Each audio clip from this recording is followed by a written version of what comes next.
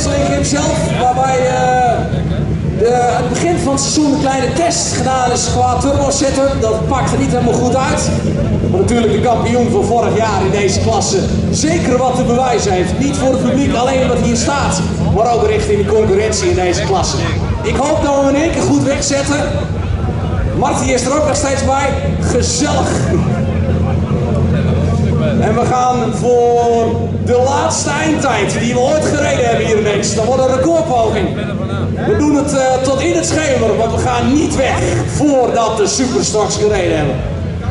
We gaan naar een proeftrek. Ik hoop in één keer goed, in één keer strak. Voor de blauwe sleepwagen. Eext, we gaan er weer voor. Hier komt de Hurricane.